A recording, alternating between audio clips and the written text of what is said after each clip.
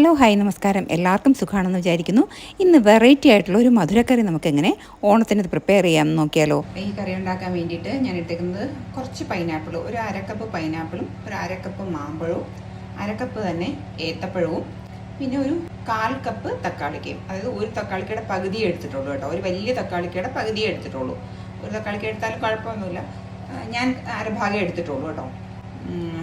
ഇത് ഇത്രയും കൂടെ വേണം. പൈനാപ്പിളൊക്കെ നല്ല മധുരം ഉള്ളതായിരുന്നാലാണ് ഏറ്റവും ടേസ്റ്റ് കൂടുതൽ. എന്നത് കളർ കുറവാണെങ്കിൽ നല്ല മധുരമുള്ള പൈനാപ്പിളാണ് കേട്ടോ. അതുപോലെ തന്നെ മാമ്പഴവും നല്ല മധുരം ഉണ്ടായിരിക്കണം. ഏത്തപ്പഴം എടുക്കുമ്പോഴും പ്രത്യേകം ശ്രദ്ധിക്കുക, നല്ല പഴുത്ത ഏത്തപ്പഴം, പച്ച ഏത്തപ്പഴം നോക്കി എടുക്കരുത് കേട്ടോ. 2 പച്ചമുളക്. നമ്മൾ മധുരപ്പച്ചടി വയ്ക്കുമ്പോൾ എപ്പോഴും കുറച്ച് പച്ചമുളകൊന്നും ചേർക്കാറുണ്ട്. പച്ചമുളകിൻ്റെ അളവെന്ന് പറയുന്നത് നിങ്ങളുടെ എരിവിനനുസരിച്ചിട്ട് ചേർത്തോളണം കേട്ടോ. ഞാനിപ്പോൾ വലിയ എരിവില്ലാത്തത് കൊണ്ടാണ് 2 പച്ചമുളക് ചേർക്കണം. നല്ല എരിവുള്ള പച്ചമുളകാണെങ്കിൽ ഒന്നൊക്കെ ചേർത്താൽ മതി കേട്ടോ. എൻ്റെ ഈ പച്ചമുളകിന് വലിയ എരിവില്ല, അതുകൊണ്ടാണ് ഞാൻ 2 എണ്ണം ചേർത്തിരിക്കുന്നത്. നിങ്ങൾ അത് നിങ്ങളുടെ ഇഷ്ടത്തിനനുസരിച്ചിട്ട് ചേർത്തോളണം. അപ്പോൾ ഞാൻ ഒരു പാത്രത്തിലേക്ക് ആദ്യം ഈ പൈനാപ്പിൾ ചെറിയ പീസായിട്ട് പെട്ടെന്ന് അത് പ്രത്യേകം ശ്രദ്ധിച്ചോളണം.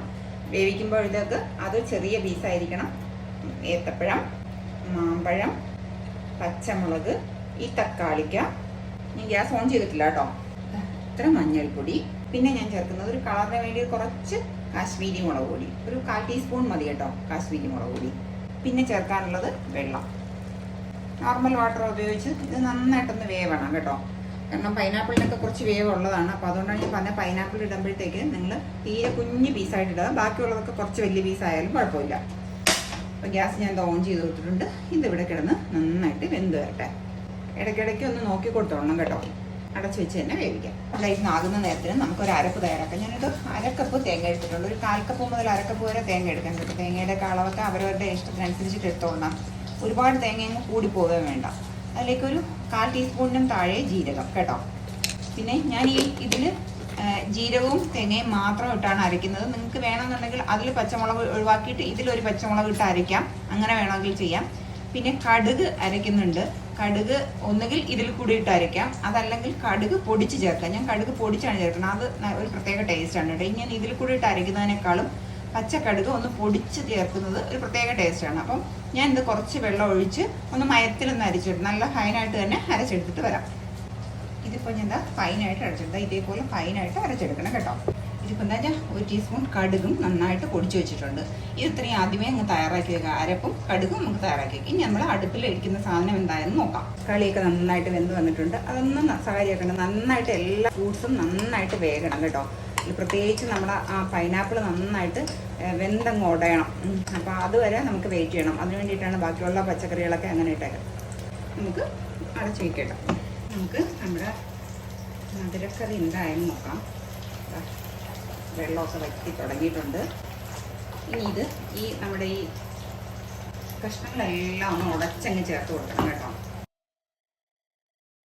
അതിലേക്ക് നമുക്ക് ആവശ്യത്തിനുള്ള ഉപ്പും കൂടെ ഒന്ന് ചേർത്ത് കൊടുക്കാം. 1/2 ടീസ്പൂൺ ഉപ്പ് കൊടുക്കുന്നത്. നമുക്ക് നമ്മൾ അരച്ച് വെച്ചിരുന്ന തേങ്ങ ചേർത്ത് കൊടുക്കാം.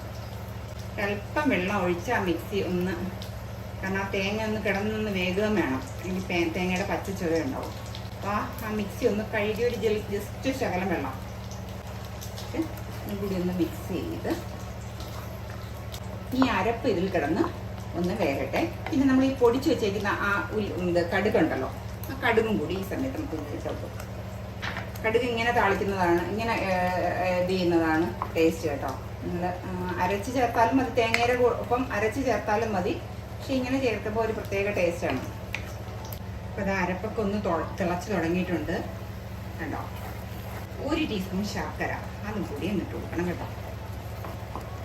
ഓൾറെഡി ഇതിൽ മധുരം ഉണ്ടാവും, പക്ഷെ അതൊന്നും നിങ്ങൾ നോക്കണ്ട.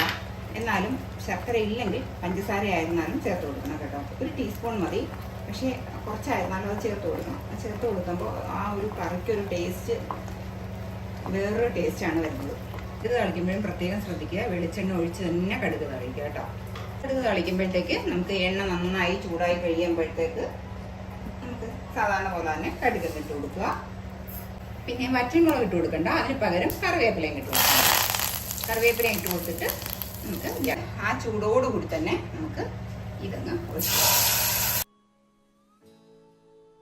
ഞാനിപ്പോൾ ഒരു 7-10 കറുത്ത മുന്തിരിങ്ങ എടുത്ത് വെച്ചിട്ടുണ്ട്. അത് നമ്മൾ ഈ കടുക് വെക്കുമ്പോൾ കൂടെ ഒന്നും ഇടരുത്, കാരണം എന്ന് വെച്ചാൽ ഈ മുന്തിരിങ്ങ അളിഞ്ഞ് ഒരുമാതിരി ആയി പോവും.